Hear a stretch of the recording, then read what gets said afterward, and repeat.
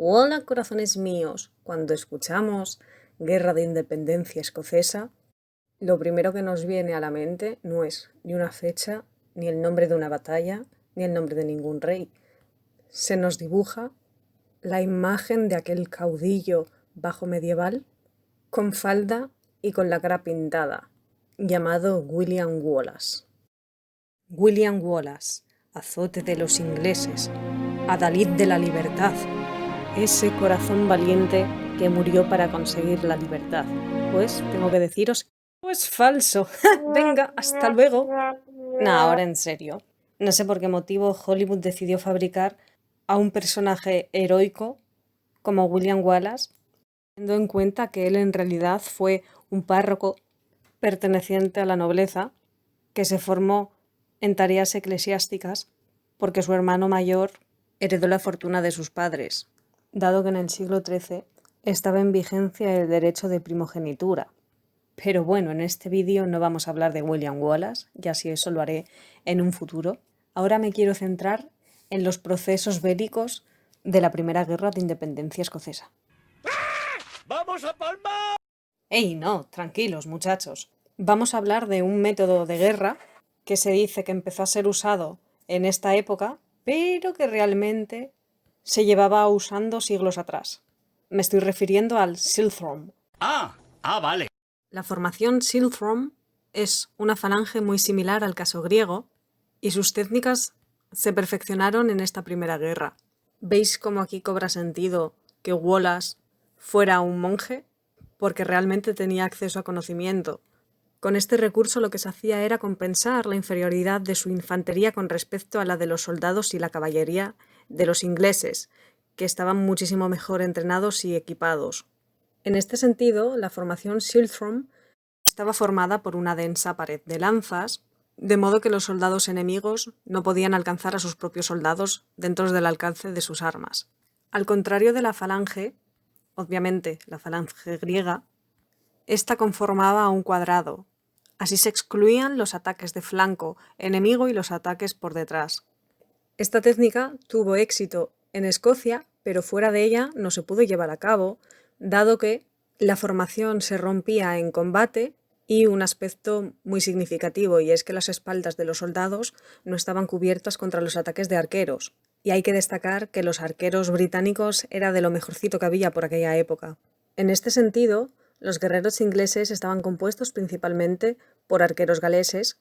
De hecho, Gerard Giles escribió que eran los galeses los que dominaban este arte bélico, y así también relató cómo los arqueros de Went empleaban cascos de olmo silvestre sin pulir, toscos y rústicos. Asimismo, también remarcó que tenían una gran potencia y un gran alcance.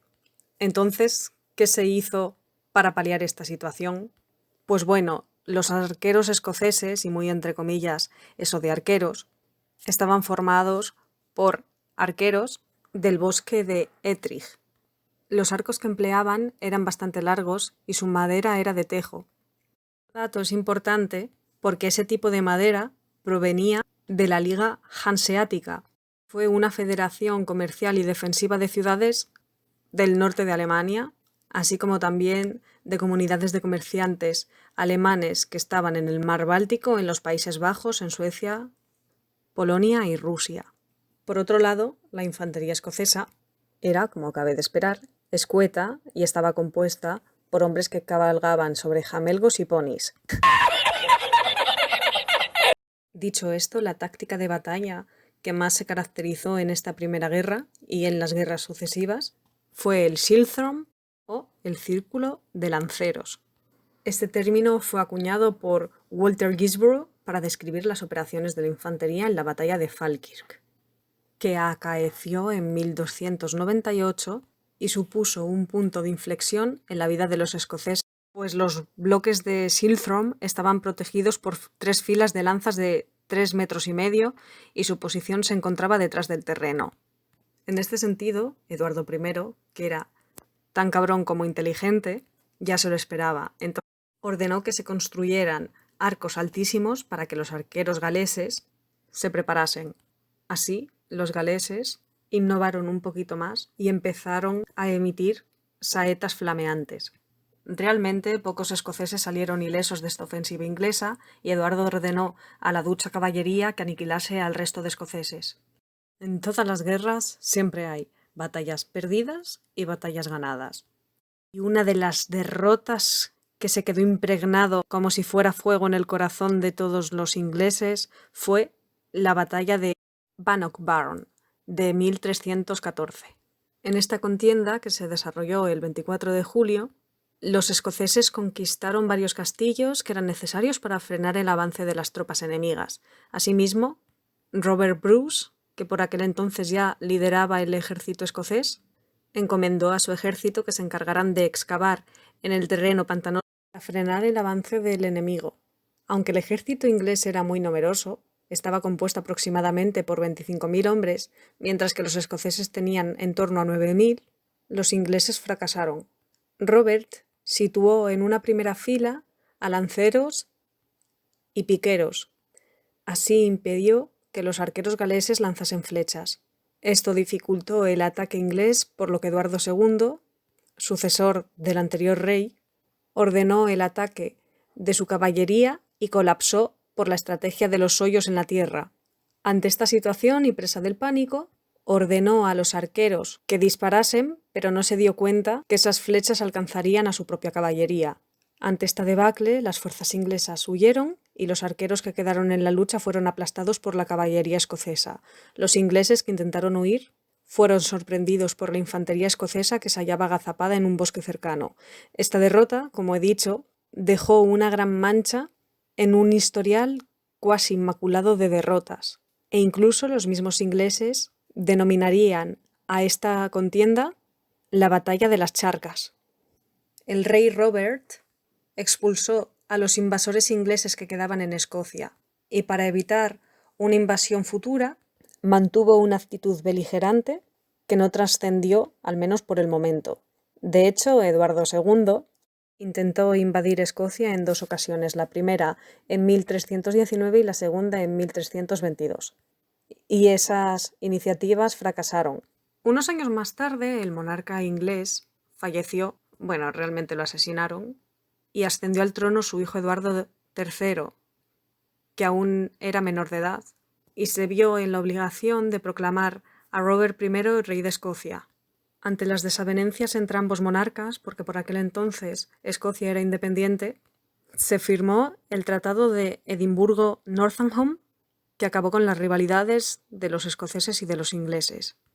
Años más tarde, el monarca David II de Escocia quiso contraer matrimonio con la hermana de Eduardo III. Sin embargo, Eduardo, que tenía un carácter muy parecido al de su abuelo, Eduardo I, arremetió contra todos los escoceses. Comenzaron las rivalidades y en 1332 dio comienzo a la Segunda Guerra de la Independencia. Pero esto es otra historia. Y a modo de conclusión, creo que es necesario hacer hincapié en la concepción del nacionalismo. Muchos nacionalistas y muchos historiadores revisionistas tildan que este proceso era nacionalista, pero esto se aleja completamente de la realidad. Y es que el nacionalismo es un vocablo sociopolítico que comenzó a emplearse en el siglo XIX, pero si tenemos en cuenta la acepción que tiene la RAE sobre este concepto, podríamos determinar que lo que buscaban era la liberación de su patria. De hecho, creo que no tenían ni conciencia de lo que era la pertenencia a una nación, porque este también era un término contemporáneo. Además, si se habla de un movimiento nacionalista, deberíamos enmarcarlo en un contexto muy cercano a la actualidad.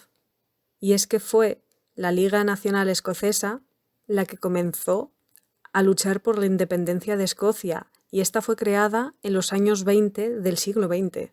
Y hay que destacar otro aspecto bastante importante, que la unión de Escocia y Gran Bretaña se produjo en 1707 a través del Acta de Unión. Siguiente, no se puede hablar de independencia o de nacionalismo en este siglo porque se estaría faltando a la verdad. Y ya que estamos, dije que no hablaría de William Wallace ni de la película, pero sí, tengo que hacerlo. Y vamos a hablar de una serie de errores anacrónicos. En primer lugar, en la película se nos muestra que los escoceses luchaban con los kits o faldas escocesas. Esto es falso, dado que empezaron a surgir en el siglo XIX y es un invento inglés. Lo que ellos usaban realmente era una vestimenta típica de las zonas altas de Escocia, cuyo vínculo entroncaba con la tradición celta. En la película también aparece que los escoceses se pintaban la cara para adoptar una apariencia mucho más fiera en la batalla, pero esto ya lo hacían los pictos en la época de las invasiones romanas. Y bueno, y ya por último, esa escena final de sus últimas palabras, libertad. Pues bueno, tampoco se sabe si realmente lo dijo, porque a William Wallace lo apresaron y lo torturaron. Y bueno, hasta aquí el vídeo de hoy. Sed buenos, pero no demasiado.